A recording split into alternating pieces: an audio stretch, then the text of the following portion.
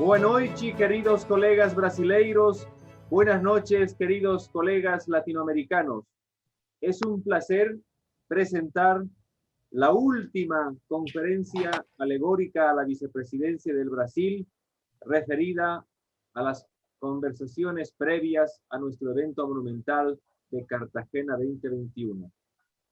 Nos sentimos complacidísimos de haber tenido una jornada espectacular el día de ayer con el comendador Gilberto Tenor y los días anteriores con importantes académicos brasileños, y hoy el broche de oro a cargo del distinguido colega y numismático Osvaldo Martínez Jr. Es un honor para nuestro Comité Internacional reconocer el gran proceso de integración entre los numismáticos americanos de lengua portuguesa y de lengua castellana. Así que nos sentimos honradísimos, pues la numismática, monedas y billetes rompen los esquemas morfológicos del lenguaje y son para todos nosotros una ocasión perfecta de integración. Para mí es una honra cumplimentar a queridísimo amigo Osvaldo Junior Martins y a todos sus colegas numismatas que asisten a esta conferencia. Si me permiten, voy a leer unas pequeñas palabras alegóricas a Osvaldo Martins para poder hacer la presentación de su perfil. Osvaldo Rodrigues, miembro da Sociedade Numismática Brasileira desde 1984. Editor da Revista Numismática Brasileira. Recipiente da Medalla da Mérito Numismático, la misma que ayer pudimos ver gracias al comendador Gilberto Tenor. Diretor da Sociedade de Divulgação União Numismática Americana, UNAM. Es también miembro de la Sociedade Numismática Paranaense, la segunda más grande del Brasil, del Punto de Encuentro Numismático de Guatemala, de la Sociedad Numismática Boliviana, del Instituto de Investigación Numismático del Perú, de la Asociación Numismática Ecuatoriana, de la American Numismatic Association. Al mismo tiempo, es escritor de 2 libros, Rodríguez Jr. O.M., Numismática como coleccionar moedas, cédulas y medallas, Manual de Iniciação a Numismática, Sociedade Numismática Brasileira, Comissão Estadual de Filatelia e Numismática do Conselho da Arte e Ciências Humanas da Secretaria do Estado da Cultura de São Paulo. Numismática, como coleccionar moedas, cédulas y medallas, Center for High Numismatic Studies, São Paulo. Al mismo tiempo, él ha escrito Historias dos coleccionismos numismáticos, algunas historias brasileiras. De la misma manera, la sexología en la numismática del Centro de Altos Estudios Numismáticos de São Paulo. Recibamos con un gran abrazo a Osvaldo, que ha sido vicepresidente para el Brasil en las convenciones de Potosí 2016, Arequipa 2018 y por supuesto ahora en la gran convención Cartagena 2021. Aplauso y bienvenido, Osvaldo. Gracias. ¿Qué puedo hablar? Creo que solamente necesito hacer la presentación. Antes de eso, le voy a preguntar a Nayibe si ya tiene listo nuestro video para poder pasarlo en un segundo y cumplir con ese importante deber de seguir promoviendo y difundiendo nuestro video y al mismo tiempo la lista de nuestros sponsors que con el gran liderazgo de nuestro presidente Andrés Felipe Cortázar, de Agustín García Barneche, de Jorge Madonna y de todos ustedes, podemos decir que ahora tenemos el staff más grande de patrocinadores que jamás hubiésemos soñado. Por favor, Nayibe, si tienes listo el video, empieza a compartirlo. Estás habilitado.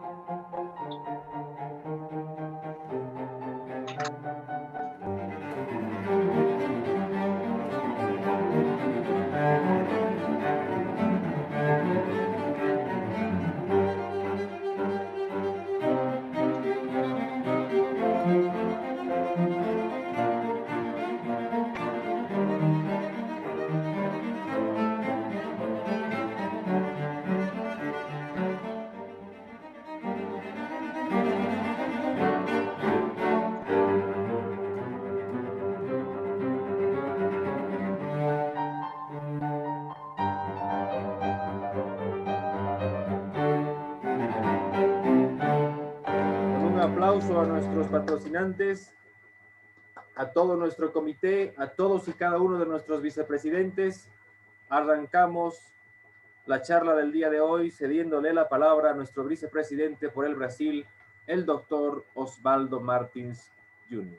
Bueno, gracias, Daniel.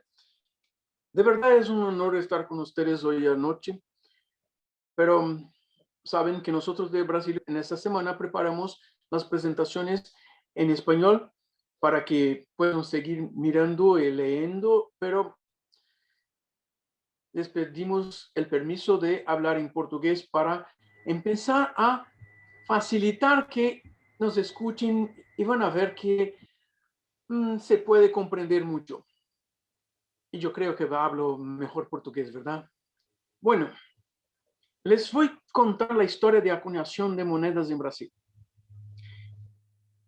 En la psicología donde trabajo, mucha gente me conoce como un contador de historias, porque a través de las historias podemos comprender lo que pasó y podemos comprender cosas que se va a hacer en el futuro. Y hoy les voy a presentar la historia de acuñación de monedas en Brasil. Quando os portugueses chegaram no Brasil, tem toda uma história que se conta em que eles primeiro trocaram mercadorias que lhes interessavam por bijuterias, por espelhos, coisas que para os europeus não tinham grande valor. Mas também algumas facas, coisas de metal. E que substituiu, nesse encontro dos portugueses com os grupos indígenas brasileiros, a moeda europeia. A ocupação de terras no Brasil não se deu igual ao resto da América Latina.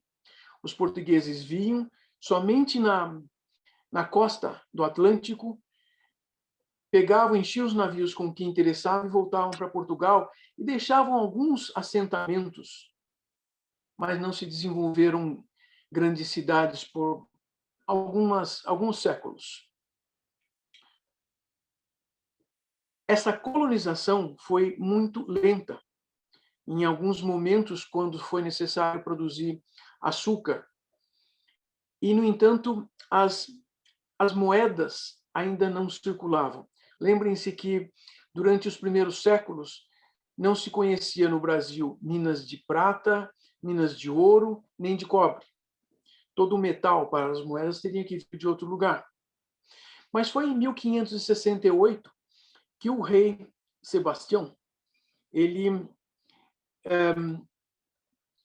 determinou que as moedas poderiam circular na terra descoberta. E esse sistema seria oficial para a América Portuguesa com o Império de Portugal. E começaram a aparecer aqui no Brasil peças de ouro, prata, cobre, todas cunhadas em Portugal e ao longo dos reinados de Dom Manuel, Dom João III e Dom Sebastião. E sempre trazidas pelos primeiros povoadores, alguns portugueses que eram abandonados porque eles eram criminosos e eram deixados nas praias. Também é verdade que durante bastante tempo, com a falta de metal e moedas, aquela moeda que era o real, quando da descoberta do Brasil, e com a inflação, as pessoas passaram a chamar de réis. Diferente da língua espanhola, que então o duplo, o plural de real seria reales, para os portugueses passou a ser réis. E isso desde 1575. Mas vejam que, assim, existiu aquela época em que houve uma união das coroas de Portugal e Espanha, então as moedas de prata espanholas também começaram a circular no Brasil.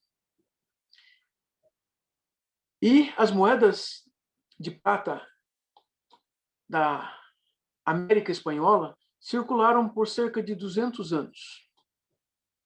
Também tivemos invasões francesas, holandesas, e as moedas desses países também circulavam pelo peso do metal. mas ainda assim não havia moeda suficiente no país. Não no país, na colônia, ou nas terras descobertas. E se passou a usar aqui no Brasil açúcar. Aliás, o açúcar passou a circular por mando de lei, não por falta simplesmente de metal.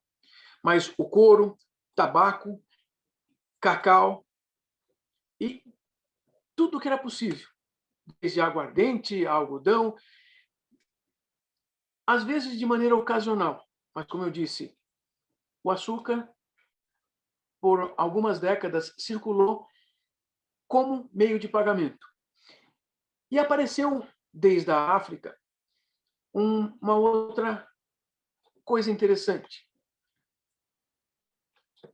Essas conchas, os imbos, os búzios, essa concha teve bastante importância a ponto de que, até durante o Império, com os escravos, ainda circulavam entre os negros escravos na Bahia. Mas houve a restauração portuguesa, em 1640. Portugal tem um novo rei português, Dom João IV. E houve necessidade de produzir uma padronização do meio circulante para a colônia brasileira. E as moedas receberam um carimbo, um selo, com um tipo de coroa, que foi chamado de carimbo coroado, o seio coronado. Outra coisa importante com essa situação que houve entre Espanha e Portugal foi que os espanhóis tinham que cuidar da América Espanhola e não cuidaram da costa brasileira. Com isso, aconteceram invasões francesas no Maranhão, mas as invasões holandesas em Recife foram muito importantes. A ocupação holandesa produziu a cunhagem de moedas de ouro no Brasil, as primeiras moedas cunhadas no Brasil. Vocês já ouviram referências disso essa semana, porque elas têm uma importância muito para nós. Elas aparecem e são as primeiras moedas em que aparece o nome Brasil. Elas eram destinadas a pagar provedores ou tropas militares pelo, então, o príncipe Maurício de Nassau. Mas elas também saíram em prata e elas hoje são bastante raras, existem muitas falsas circulando. Aí o rei de Portugal percebeu que precisava fazer alguma coisa diferente e criar a primeira Casa da Moeda do Brasil. A Casa da Moeda, ela é inaugurada em 1694, oficialmente. E a ideia era produzir moedas, primeiro, as moedas provinciais, as moedas para circulação exclusiva no Brasil, e começaram a ser em ouro e prata. Oficialmente, os lingotes, o metal, vinha de Portugal. Ultimamente, alguns estudos sobre a qualidade do metal dessas moedas de ouro, dessas primeiras moedas de ouro, demonstraram que o ouro vinha da Colômbia e não de Portugal. O que demonstrava também que havia muito comércio local, o que era proibido pelo rei de Portugal. O rei de Portugal proibia que o comércio entre os que viviam no Brasil não acontecesse com o resto da América Latina e nem com outros países. Mas essa Casa da Moeda, esse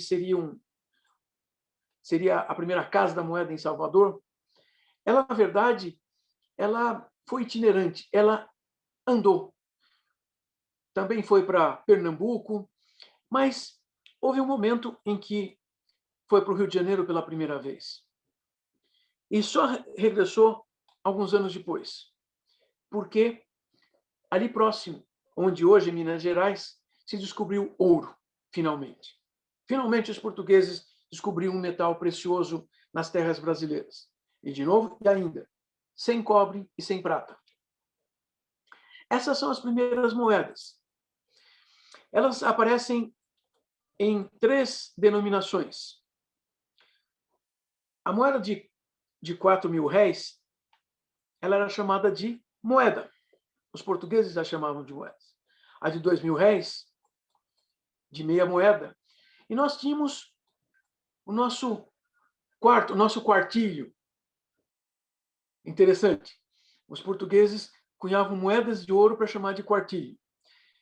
Uma curiosidade, a Casa da Moeda do Brasil, quando fez os 300 anos, cunhou uma medalha de ouro com os 4.000 réis aparecendo.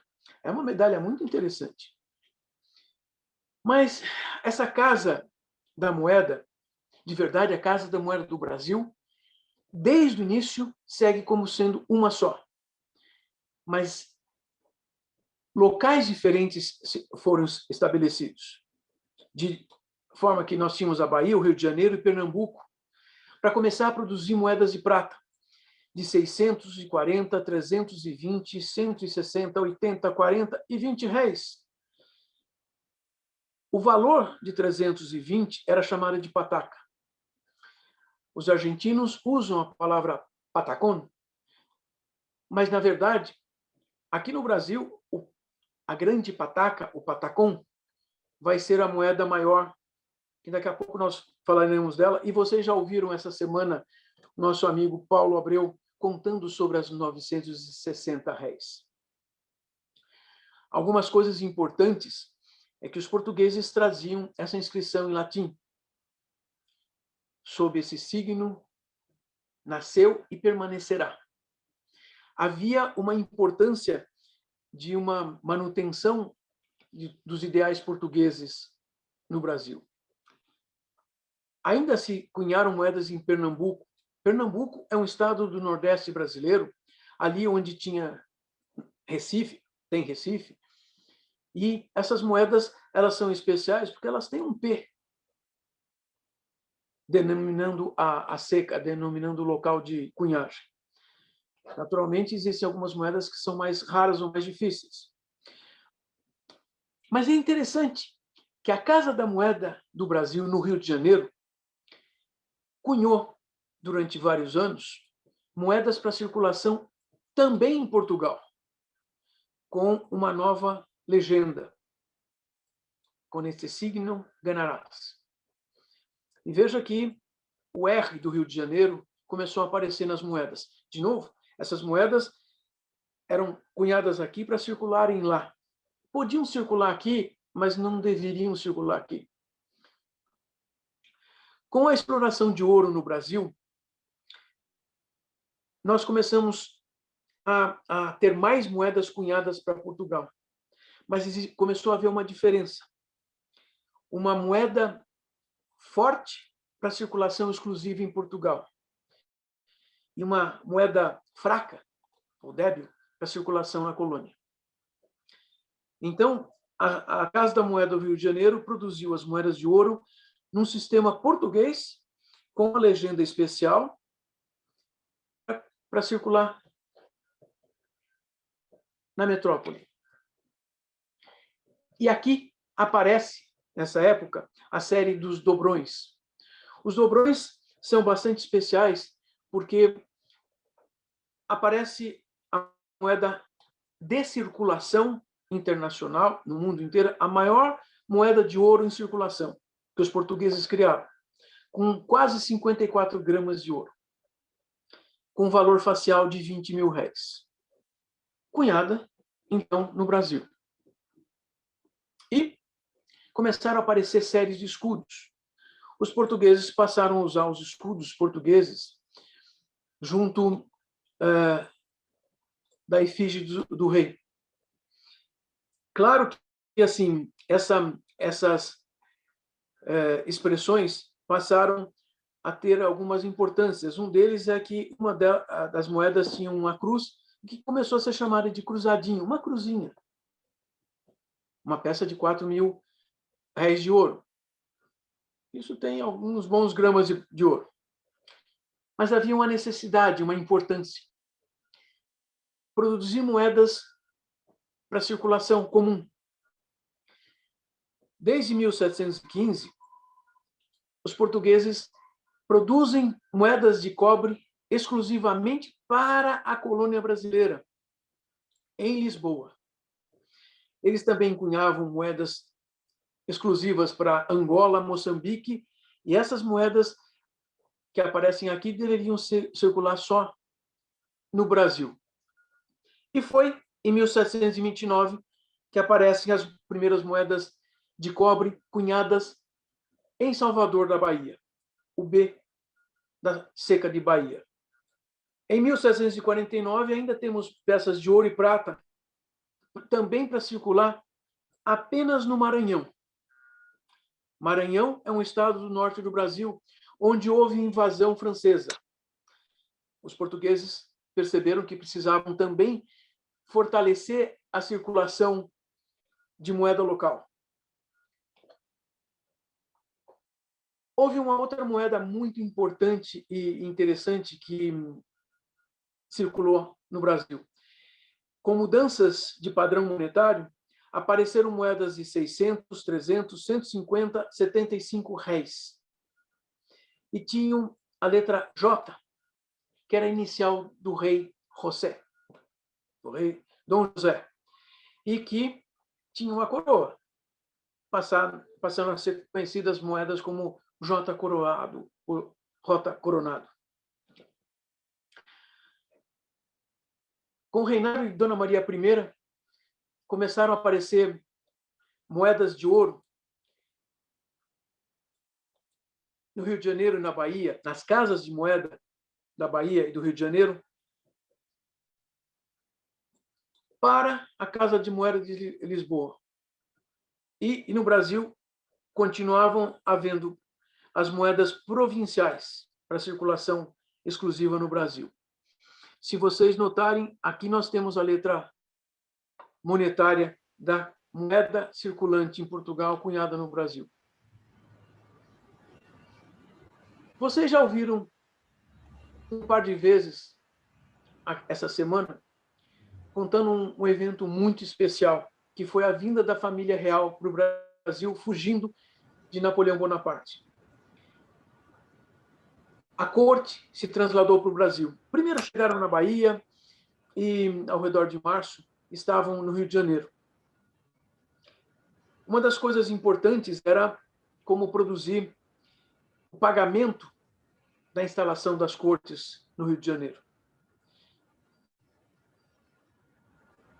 O rei e toda a corte, literalmente, eles desalojaram os residentes, os moradores que tinham as casas melhores para que eles pudessem viver e, de toda maneira, ainda precisavam pagar os custos. E não veio dinheiro o bastante junto dos navios. Vieram os livros. Dom João VI trouxe muitos livros e fundou a Biblioteca Nacional no Rio de Janeiro, na mesma época em que veio. Assim como fez a abertura dos portos para comércio com as potências amigas. Significava Inglaterra, basicamente.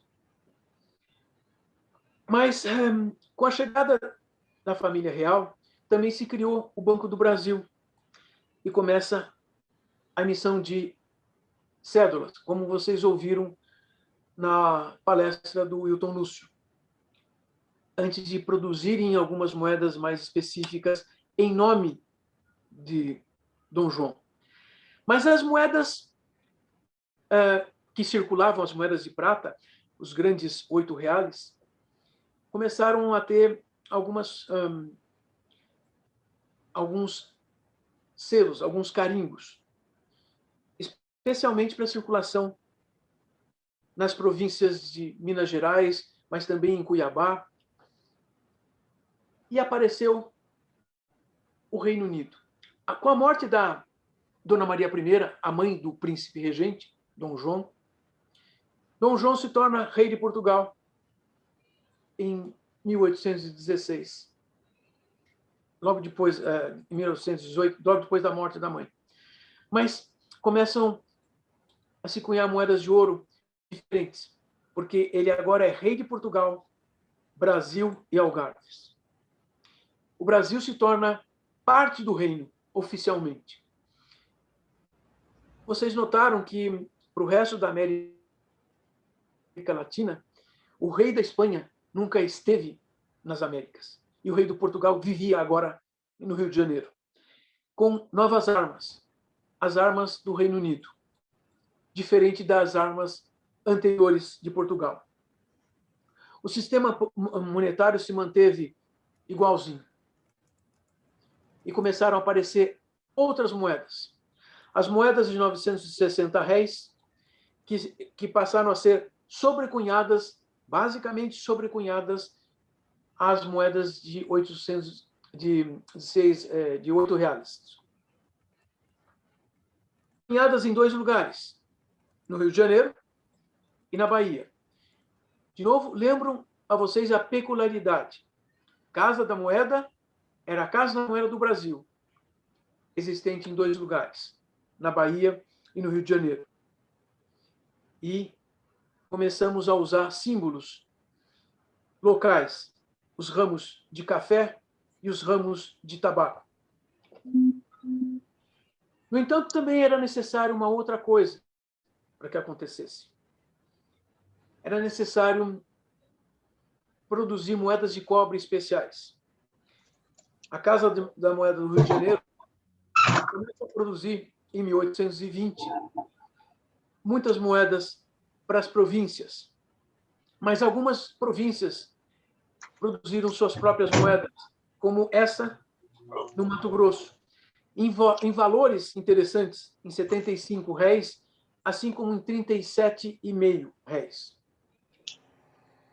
Em 1822, nós tivemos um evento importante. O príncipe, filho do rei de Portugal, o príncipe regente, que ficou no Brasil, representando o rei de Portugal, declara a independência do Brasil. Existem várias histórias interessantes, para que nós pensássemos como isso aconteceu. De fato, Portugal só aceitou a independência brasileira em 1825, mas em 1822 aparecem moedas especiais. Eram moedas que tinham um valor, no sistema português, um valor de 6.400 réis, que era uma peça, a moeda portuguesa. Ela teve muita importância e ela é uma das moedas mais famosas brasileiras, das quais existem ainda 16 em coleções. A partir de 1823 até 1831, nós temos as casas de fundição que, de alguma forma, substituíam a Casa da Moeda em alguns locais. E aqui nós temos Cuiabá, no Mato Grosso, lá perto da Bolívia. Goiás, no centro do país. Minas Gerais, no centro-leste do Brasil. Em São Paulo, onde eu vivo. E todas com letras monetárias diferentes. A ideia era fazer uma circulação restrita, por isso as letras monetárias. Mas houve muita falsificação. E a falsificação trouxe essas cédulas, como vocês ouviram, tanto na palestra do Lúcio, como também referências em outras palestras sobre a numismática brasileira. Existiam muitas moedas de cobre falsificadas. A partir de 1827, nós temos a troca dessas moedas possivelmente falsas por papel moeda. E aí começamos com a ida de Pedro I, o então príncipe regente, volta para Portugal para tomar o poder, tomar o trono de Portugal com o nome de Pedro IV. E fica aqui no Brasil o filho dele, um menino, já denominado Pedro II, com um sistema de regência. os regentes cuidavam da administração do país em nome de Pedro II. Pedro II teve um reinado muito longo. Isso fez com que ele aparecesse em muitas moedas da numismática, da numária brasileira, desde figuras de criança a figuras de adolescente e figuras envelhecendo na vida. E durante o reinado de Pedro II, nós tivemos 3 sistemas monetários. O primeiro sistema monetário, ele manteve muito do período colonial. Então, nós tínhamos a mesma padronização das patacas. E aqui vocês têm uma pequena tabela sobre o peso dessas moedas de prata. Eu aqui pus algumas moedas de ouro, inclusive, para demonstrar que havia toda uma preocupação em ter toda a variação de moedas de ouro, prata e cobre. Em 1835, para fazer uma unificação das moedas de circulação, porque as moedas em circulação também existiam moedas desde da colônia. Além da unificação das moedas de cobre, aparecendo esses carimbos, esses selos, isso fazia com que continuasse uma diferença para que as moedas fortes anteriores e as moedas provinciais fossem diferenciadas, diminuindo pela metade as moedas já nacionais, mas aquelas provinciais eram reduzidas para 1/4. Para resolver essa situação, aparece o segundo sistema, ou a tentativa de mudar com o segundo sistema. E, de verdade, aqui começa a cunhagem de moedas de uma maneira totalmente brasileira, com um padrão diferente do padrão português. E a cunhagem foi centralizada no Rio de Janeiro. Também uma unificação pelo padrão ouro. Primeiro, criando uma moeda de 10 mil reais. Pedro II. Porque em 1840, ainda adolescente, Pedro II foi considerado maior de idade para assumir o trono, para mudar a circunstância dos regentes que, na verdade, davam ordens na corte. E, por isso, ele é representado com um uniforme de almirante, representando. Ele não era um almirante. Esse segundo sistema aparece com moedas de prata muito diferenciadas e especiais. Aparece com uma nova forma dos brasões do Império, com as folhas de café e tabaco.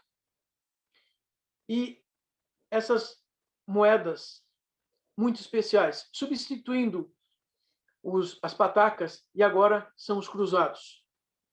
1.200, 800, 400, 200 e 100 réis. Mas isso não durou muito tempo. E apareceu o terceiro sistema monetário. Até o final do Império, mantendo as moedas de ouro de 10 mil réis, acrescendo uma moeda de 20 mil réis, e elas foram conhecidas como o Papo do Tucano. O Papo do Tucano porque tinha essa gola especial que o Pedro II usava. O imperador usava um manto com plumas da ave do tucano. E também ele aparece com barba pela primeira vez. Começaram a ser cunhadas também moedas de 5 mil réis, além das moedas de prata já comuns. Começam a aparecer outras moedas, mas que deixam de circular logo em 1870, que volta um outro padrão.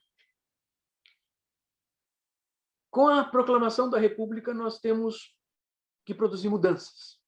Primeiro, a mudança das moedas imperiais, tirar a expressão, a cara do imperador, e passamos a usar um símbolo da República, uma mulher com o que se chamou de barrete frígio por muitos.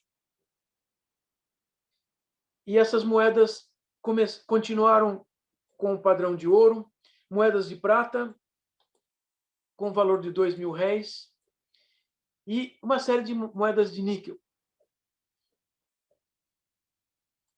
O símbolo do Cruzeiro do Sul com 20 estrelas, que seriam as províncias. Foi logo depois, em 1900, que nós tivemos a primeira série de moedas de prata comemorativas. Vejam que, durante o Império, não aconteceram moedas comemorativas. Durante a colônia, não aconteciam moedas comemorativas. Mas foi em 1900 que apareceu essa série de moedas de prata. 4.000 réis, 2.000 réis, 1.000 réis e os 500 réis. Elas são importantes para os colecionadores, porque, inclusive, não foram cunhadas em grande quantidade. E representando o Pedro Álvares Cabral, que era o navegador português que trouxe o primeiro grupo de caravelas. Eram 3 caravelas, 10 naus, é isso? Em 1500. Durante bastante tempo, o padrão instituído em 1889 não mudou em termos de moedas de prata, e as moedas de prata começaram a mudar aqui em 2006, em valores de 2.000 réis e de 1.000 réis, e com algumas variações, porque havia variações com relação até a quantidade e o tipo de estrelas, porque essas variações também implicavam a letra monetária A cunhada na Alemanha. Havia algumas circunstâncias complicadas. Não eram mais 20 estrelas, mas 21 estrelas. Outra coisa importante, as moedas de cobre deixaram de ser cobre já no Império, mas mantiveram-se as moedas de bronze e com algumas coisas importantes. Dois tipos de moedas de bronze foram cunhadas entre 1889 e 1912, quando foram extintas. Elas tinham algumas informações importantes. Inscrições. A economia gera a prosperidade. E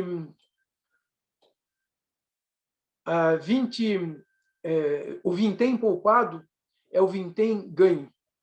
Vintém era o nome que se dava aos 20 réis, com a ideia de poupança. Agora, uma curiosidade a todos. Em 1901, se inicia uma série de moedas de 100, 200 e 400 réis em níquel, e que foram cunhadas em várias casas da moeda fora do Brasil. Uma principal foi uma alemã, Basel,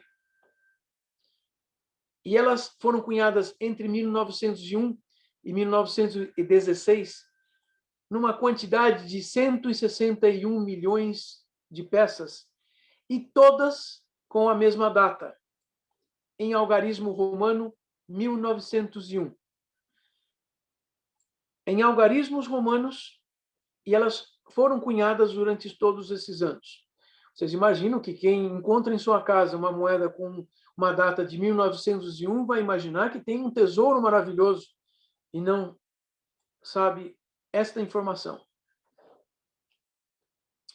A gente só supera essa quantidade de 161 milhões com as cunhagens da grande desvalorização da década de 1980, com substituições das moedas circulantes por quantidades astronômicas de moedas de aço. Mas agora nós começamos uma época interessante. Em 1922 a 31, nós temos uma série de moedas bonitas, interessantes.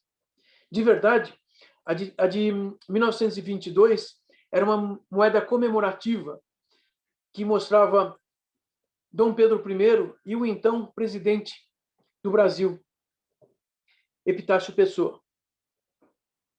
Uma curiosidade citada ontem pelo nosso presidente quando falou de medalhas, porque o desenhista mais importante da Casa da Moeda, que preparava esses cunhos, se reporta a ele um erro muito importante. Um cunho com um erro crasso. A palavra Brasil com 2 Bs. Se vocês olharem aqui, tanto a moeda de R$1.000 quanto de R$500 comemorativa, existem algumas com erro.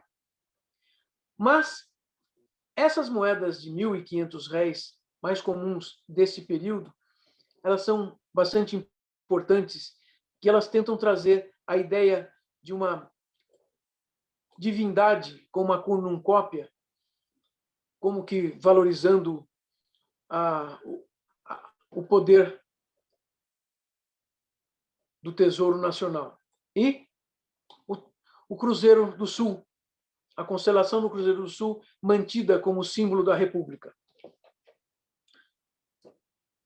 Em 1930, talvez algum de vocês saibam, nós tivemos um golpe de Estado e assumiu Getúlio Vargas, que ficou no governo como chefe de Estado entre 1930 e 1945. E a partir de 1937, ele instaura o Estado Novo. Uma série muito interessante e muito diferente de moedas começam a aparecer. Essa é a série chamada de Vicentina. Vicentina, porque em 1932 se funda a primeira cidade ao sul do Equador, a primeira cidade europeia, São Vicente, aqui no litoral de São Paulo, por Martim Afonso de Souza.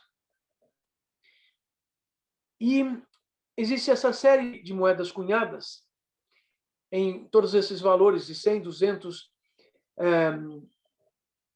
400, 500, R$1.000 e R$2.000. A de R$2.000 é de prata. E com personalidades que têm alguma importância na história do Brasil, mas é a primeira vez em que se tem uma moeda com uma figura indígena.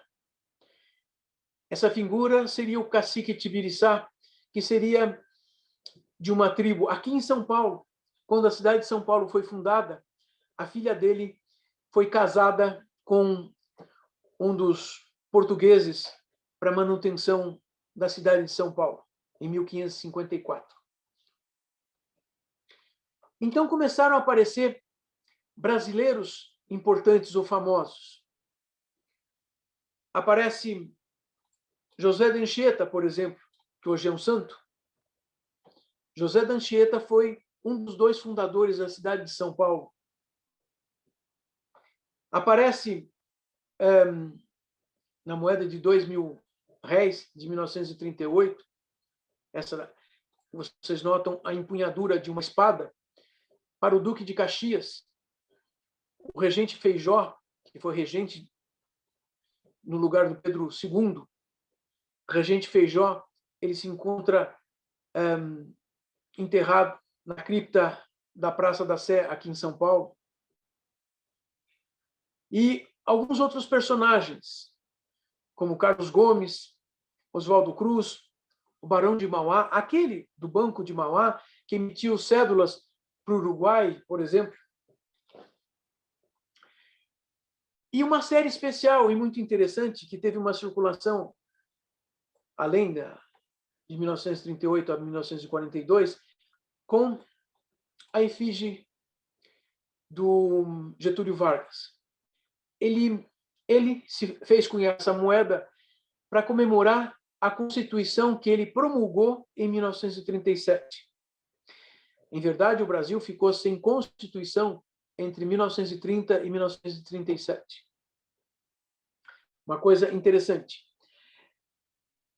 As moedas são de 100, 200, 300 e 400 réis, já em tamanho e peso reduzido comparado com as anteriores, demonstrando haver um processo de inflação. E existem dois metais, o níquel e o níquel rosa, o que é interessante para colecionadores. Porém, as situações de inflação geral trouxeram uma modificação do padrão monetário e se estabelece em 1942 o padrão cruzeiro. O padrão cruzeiro trouxe uma série de moedas interessantes e novas. Moedas de 1, 2 e 5 cruzeiros, trazendo o mapa do Brasil, com os seus rios e os acidentes geográficos, mantendo os ramos de café e tabaco, e as moedas de 10 centavos, 20 centavos e 50 centavos, todas de bronze e alumínio, traziam também a efígie do Getúlio Vargas. Começamos, depois da saída do Getúlio Vargas do poder, em 1945, nós temos uma série de mudanças que, com fundação de uma superintendência da moeda e crédito, que, na verdade, fazia as vezes do Banco Central e, mais tarde, se cria o Banco Central. Mas os padrões da moeda continuaram muito semelhantes, só mudando algumas figuras, algumas efígies. Mas, em 1956, começam a aparecer moedas diferentes, diminuindo o tamanho, eliminando algumas moedas, e começam a aparecer moedas de alumínio logo na sequência, e as moedas de centavos são extintas em 1962, em circulação, suspensas em 64. Isso demonstra também que esse período foi um período de inflação importante e com muita circulação de moedas. Começamos o regime militar. Algumas moedas aparecem, em 1965 ainda aparecem algumas moedas interessantes, como uma moeda de níquel, o cupro-níquel, mas essa série de moedas comemorativas em 1972, ela se torna especial, incluindo uma moeda de 300 cruzeiros em ouro. Vejam que o começo de circulação do padrão cruzeiro novo da década de 1970, na verdade, a partir de 1967, nós usamos cédulas para os valores menores. As moedas começam a circular novamente na década de 1970. Tanto essa de ouro quanto essa de prata, de 20 cruzeiros, não circularam, mas as moedas de 1 cruzeiro entraram em circulação. Isso não durou muito. Essas moedas foram substituídas por um novo padrão monetário em 1986. Aquelas moedas de centavos da década de 1970 perderam valor na década de 80, não tinham mais uso, e começamos a ter moedas novas em aço. Era o cruzado. 1, 5 e 10 cruzados. O cruzado, o padrão, também tiveram as moedas de centavos, mas também não durou muito. Tivemos um novo cruzado. O novo cruzado aparece em 1989 e aparece uma moeda comemorativa do centenário da proclamação da República, em prata, no valor de 200 cruzados novos. E a moeda de um cruzado novo circulando, sempre com a efígie da República. Vocês vão notar que essa é uma efígie bastante sofrida, bastante pouco artística. E, novamente, moedas de aço, de 50 centavos, 10 centavos, 5 centavos e 1 centavo desse novo cruzado. E o Cruzeiro do Sul. Mas elas demonstrava uma coisa de importância. As estrelas traziam símbolos no valor de braille, em letra de cegos. Entramos uma nova reforma monetária. E uma série de moedas novamente. A partir de 91, a moeda de 1 cruzeiro já não é fabricada. E nós começamos a ter as mesmas formas de moedas com moedas de 1.000, 500 e 100 cruzeiros, em aço inoxidável, com a fauna brasileira. Que também é substituída em 93, mantendo os padrões da fauna brasileira, também aço inoxidável. O lobo guará, a onça pintada, o jaguar. E, de novo, tentando acabar com a inflação. Vejam, em poucos anos, em 10 anos, nós mudamos várias vezes de padrão e houve necessidade de mudar de maneira intensa todo o dinheiro em circulação. Em 94, nós tínhamos uma inflação absurdamente alta, com aquela história de um cruzeiro real. Ainda assim, a Casa da Moeda do Brasil tem que comemorar os seus 300 anos e essa é a moeda de prata comemorativa no valor de R$2. Também apareceram em ouro R$20 e mais com R$4 em prata pelo campeonato de futebol. Em 94, nós inauguramos, então, as moedas do real.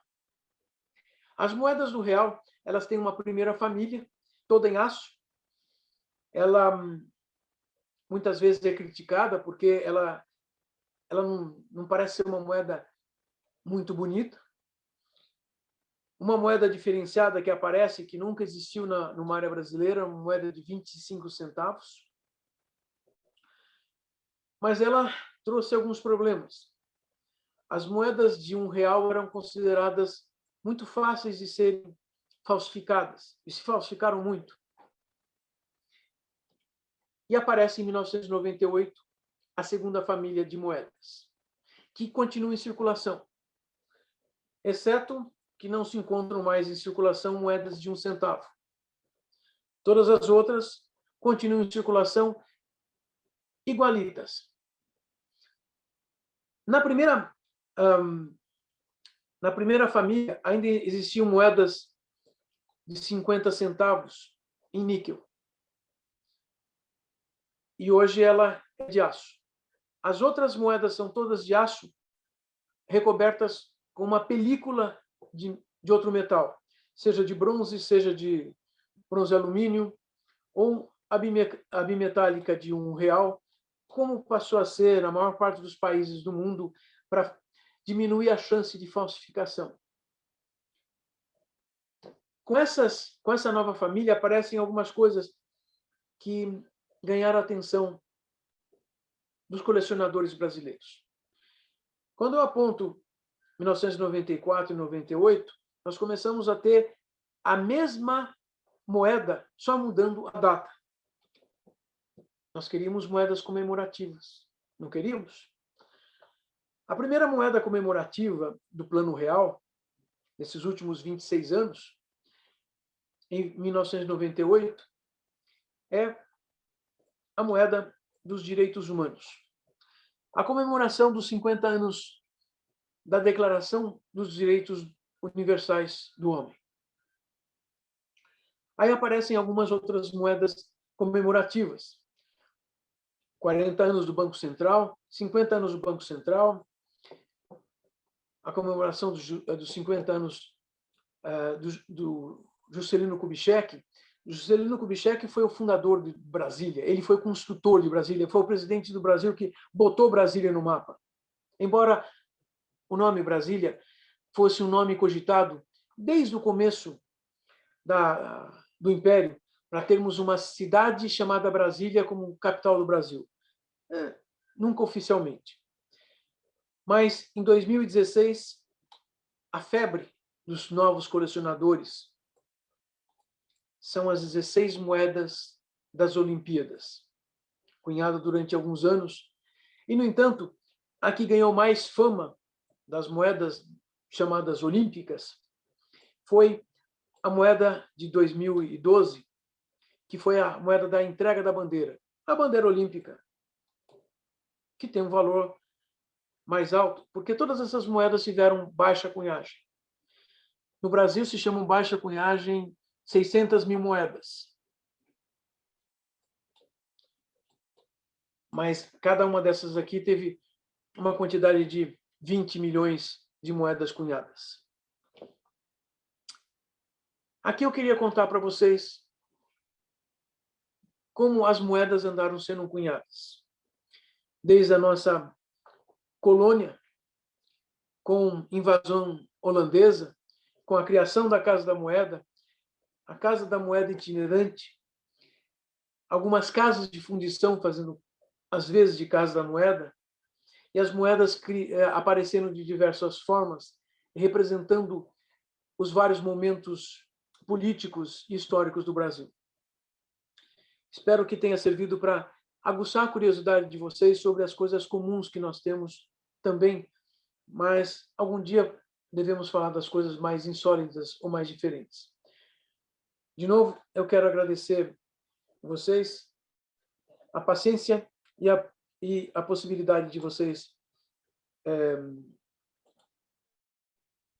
terem assistido, e fica à disposição se houver alguma necessidade ou possibilidade de responder alguma pergunta. Mas talvez seja um momento de conversarmos um pouco e continuarmos o nosso grupo. Muito obrigado, gente. Muito obrigado de coração. Muito obrigado, Osvaldo. Parabéns, Osvaldo. Una grande felicitación de parte de todo el continente por tu magnífica charla. Felicitaciones, querido amigo. Magnífico. Excelente, Osvaldo, excelente. Gracias. Fenomenal. Es un No, erudito, no es tanto, es simple. es un erudito del continente. Amigos, creía que ¿alguno tenía tiene que hacer alguna algo así. pregunta para nuestro erudito amigo Osvaldo Junior Martins? Adelante, nos vamos hasta Texas. Mi querido Osvaldo, espero que hayas leído el texto porque te tengo algunas preguntas. Tengo 3 o 4 preguntas dependiendo de tu tiempo y de la paciencia de los presentes. La primera de ellas es cómo se establecían las casas de moneda en Brasil. ¿Los dictaba el rey como en España? ¿Se hacía un papeleo, un decreto, etcétera? En verdad, hubo uno solo decreto, un papeleo, como dices, de la Casa de Moneda, de la creación de la Casa de Moneda en Salvador de Bahía. El traslado en otros momentos se hizo también por orden real, pero no se creaba una nueva seca, una nueva Casa de Moneda. Pero has visto que las monedas salían con letras monetarias. Marcas de seca. Las De secas. Pernambuco, etcétera, sí. Pero es interesante que mantuvimos por mucho tiempo las secas de Bahía y Río de Janeiro bajo la misma denominación, Casa de Moneda de Brasil. No sabía, muy interesante. O sea, hubo solamente una creación. Sí, porque cuando escucho cosas de México, por ejemplo, cuando leo sus artículos publicados en la revista numismática brasileña de México, bueno, hay una cédula real que se dice que, bueno, se haga una casa de moneda a donde sea, o los, como dice, los rebeldes, los revolucionarios, se haga una casa de moneda en Guanajuato o no sé qué. Sí, sí. Sí, aquí no. Esto es interesante porque se parece que estaba todo así bajo del rey de Portugal. Por eso te comentaba que así, cuando una vez comenté en una de esas, en Latinoamérica, por ahí, y contaba, en 1808 el rey de Portugal se vio con toda la familia y la corte a vivir en Río de Janeiro. ¿Cómo? El rey se fue a vivir en la colonia. A mí nunca se pareció eso, porque tenía la historia como si fuera natural. No, el rey de Portugal nunca ha venido acá, de España. Pero para nosotros era una cosa muy común. Entonces se parecía que el rey de Portugal desde siempre puso todas las cosas bajo la forma más simples.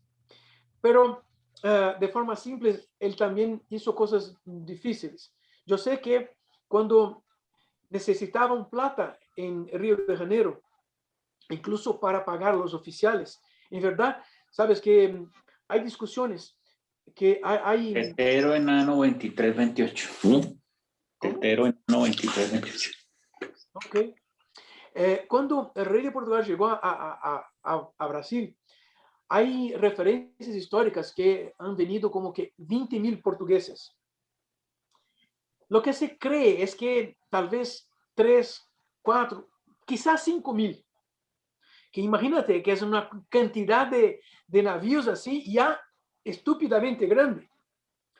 Y como le conté, muchos libros, tanto que fundó la Biblioteca Nacional y no tenía plata.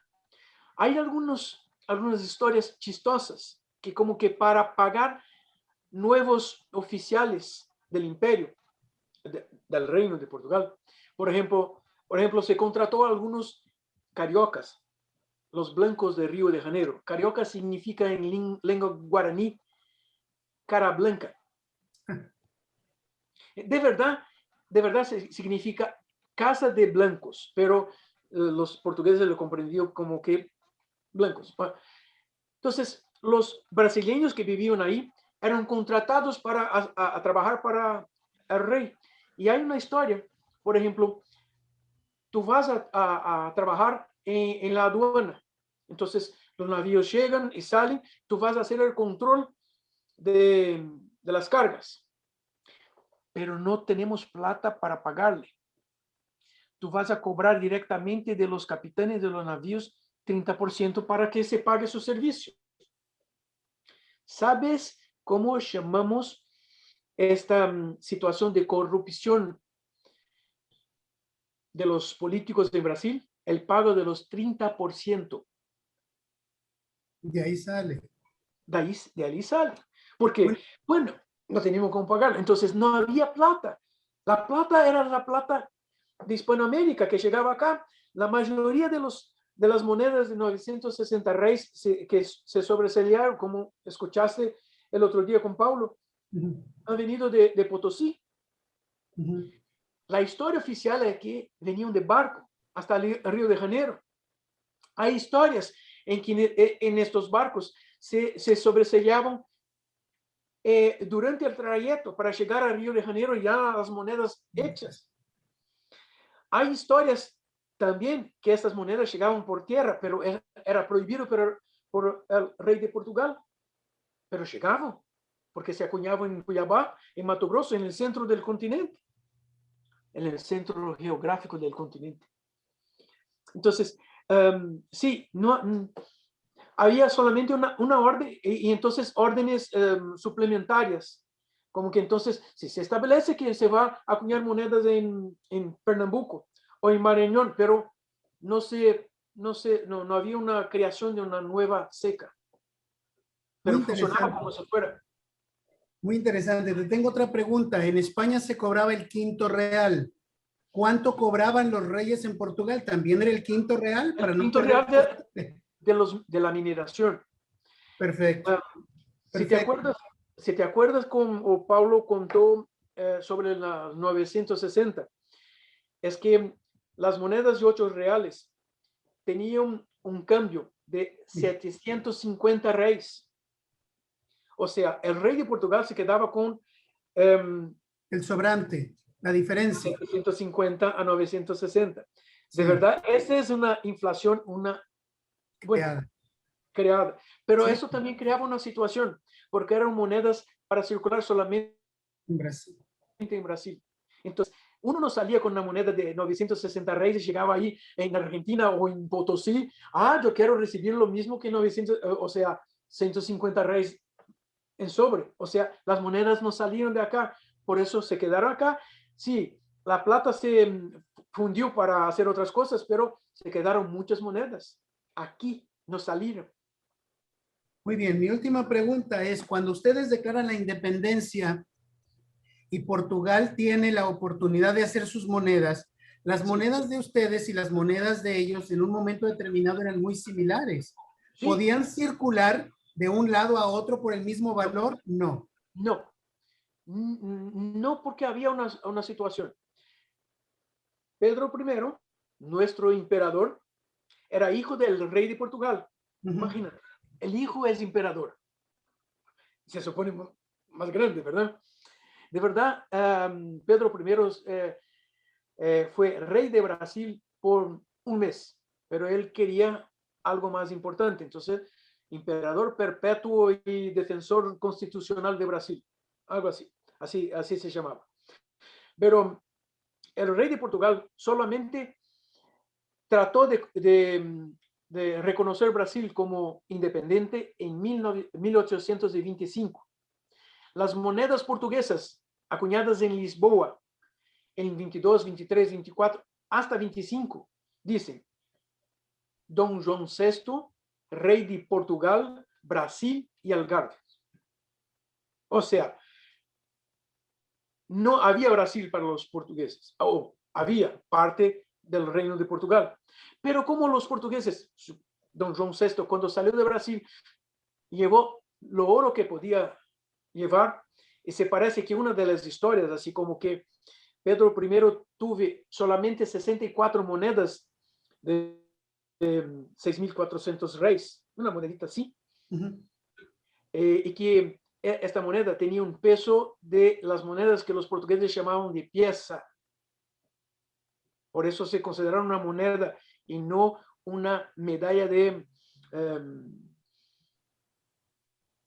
inauguración. Bueno, de todas maneras, solamente había oro en el tesoro brasileño para acuñar 64 monedas, 1 kilo y poco. O sea, de verdad, el rey de Portugal salió con todo lo que podía. Y había una otra cosa importante. Estábamos acuñando monedas, pero ¿sabes qué? Tuvimos que pagar algunos millones de libras a Inglaterra para ganar nuestra independencia. ¿Sabes la historia de los 30%? Nuestro embajador, que fue uno de los regentes del Segundo Imperio, José, y también así el patrono de la independencia de Brasil, José Bonifacio, se fue a Londres a contratar el préstamo. Y el contrato dice que él se quedó con 30% del préstamo como pago de sus servicios. Esto. Muy interesante. Muchísimas gracias. Pasaste el examen. Gracias. Muito obrigado, Ricardo. Agora damos a palavra ao Everton da Souza. Everton. Buenas noches, amigos numismáticos latino-americanos. Perdón por mi micrófono abierto durante la belísima de Osvaldo. Gracias. Osvaldo, minha pergunta é simples. Da onde está a informação que as moedas cunhadas em 1937 são em homenagem à nova Constituição, a denominada polaca? Porque as moedas elas têm aqueles desenhos, esqueci o nome lá da tribo lá, que aqueles desenhos, esqueci o nome. Quer dizer, Marajoaras? Não tem nada falando sobre a Constituição de 37. Isso. Eu te passo a referência. Mas isso também é uma informação que consta até no site da Casa da Moeda do Banco Central. Mas eu te passo uma referência. Ok, eu não conhecia, desculpe. Mas Parabéns pela... Obrigado. Obrigado, Everton, obrigado. Agora damos a palavra a Javier Salazar da Bolívia. Adelante, Javier. ¿Cómo está, Javier? Buenas noches, ¿cómo está, Osvaldo? Muy Realmente bien, gracias. He disfrutado mucho la charla y una de las cosas más que más me gusta de las monedas brasileñas es su consistencia en que casi todas son giromoneda. Realmente solo en el periodo del 37 y 38 tienen monedas con giro medalla. Y Sí, ¿verdad? ahora me sumo también a la solicitud que te hizo para un poco más de información sobre esta particularidad de las monedas del 37 y 38. Esas son monedas muy interesantes. Son con las efigies de brasileños famosos. Sí, y son giro medalla, ¿verdad? Todas las otras son giro moneda. Esa es una cosa interesante.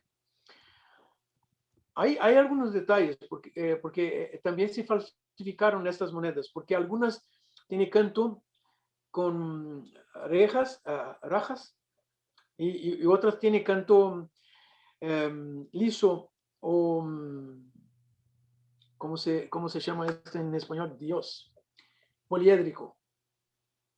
O sea, estas monedas de circulación son muy especiales, pero me voy a buscar la información y te envío. ¿Me dejas tu mail y te envío la referencia bibliográfica sobre estas monedas? Claro que sí, lo pongo en texto. Sí, por favor. Gracias. ¿Alguna otra pregunta, queridos amigos? ¿Otra persona que preguntar? Ciertamente, querido Osvaldo, yo también tengo una pequeña pregunta, si me permites formularla. ¿Sí? La parte más notable que pude ver de tu gran narración es en torno a las conversiones que hacían o que asignaban los monarcas de Portugal en cuanto a reyes para las monedas. ¿En qué se basa en cuanto al dineral de la plata para asignarle el valor de 6.400 reis o después 10.000 reis? Me gustaría poder entender el coeficiente del valor de cada moneda en el diferente periodo histórico. Bueno, de verdad, estos padrones monetarios salieron de la historia de Portugal en los años, en los siglos XV y XVI. Empezaron a tratar de ajustarse a la inflación que ellos tenían.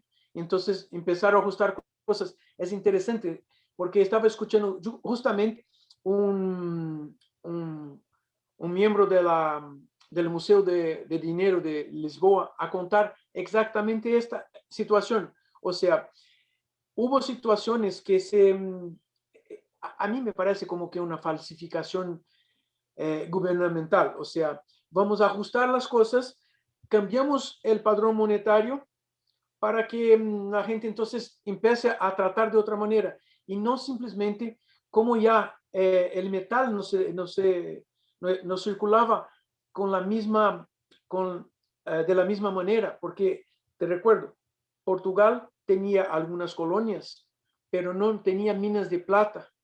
Tenía que hacer dinero, oro y plata a través de ¿qué? De comercio de otras cosas, caña de azúcar, ir a buscarse en India clavo y cosas, especias. Entonces, se parece que la inflación en Portugal en los siglos XV y XVI fueron muy especiales. Entonces, se cambiaron el padrón monetario varias veces. Recuerda que había también la coronita que circuló acá en las monedas portuguesas, pero ellos también hicieron esto en sus monedas para arreglar los cambios monetarios, porque varios padrones monetarios circulaban al mismo tiempo. Eso también ocurrió en España, ¿verdad? En estos siglos XV y XVI, algo así. Pero los portugueses tenían que ajustar cosas, entonces me parece que una de las razones era crear un nuevo padrón monetario para que se utilizasen estos valores tan diferentes, 75, 150, 360, 600, y después entonces 360, 320, 640 y entonces 960. Y esto se utilizó hasta el imperio. Obrigado, muito obrigado, querido Osvaldo. Ahora tenemos otra pregunta de César Támega. Él nos pregunta en el chat, nos dice, ¿cuál o seu plano monetario preferido como coleccionador y como numismata? Es una pregunta muy linda. Sí, a mí me gustan las monedas coloniales de Brasil. Yo sé que muchos numismáticos brasileños le gustan el sistema de los cruzados del imperio. Circularon muy poco tiempo y mucha gente los considera especial por el formato del escudo del imperio. Pero a mí me gustan las monedas coloniales porque son distintas, muy diferentes. Gracias, César. Perfecto. Obrigado, Osvaldo. ¿Alguien más quiere participar? Si me permites, querido hermano. Por favor, querido hermano, adelante. Sí, Andrés. Más que una pregunta, quiero felicitar sinceramente en nombre propio y en nombre de Cartagena 2021 a Osvaldo por esta cruzada numismática que nos ha permitido conocer de cerca y con gran lujo de detalle toda la numismática brasilera. Osvaldo, hiciste un excelente trabajo, muy obrigado por todo este esfuerzo y de verdad, bueno, esto quedará inmortalizado en nuestro canal de YouTube para todas las personas que lo quieren registrar, mirar nuevamente, y de parte de la organización, nuestro más grande agradecimiento. Un gran abrazo, Osvaldo. Gracias, Andrés. Gran abrazo, querido hermano. Un abrazo para nuestro presidente Andrés Cortázar, que hoy día no pudo estar a tiempo completo con nosotros por múltiples tareas que desarrolla él en la actividad cultural, empresarial y particular en Bogotá, Colombia.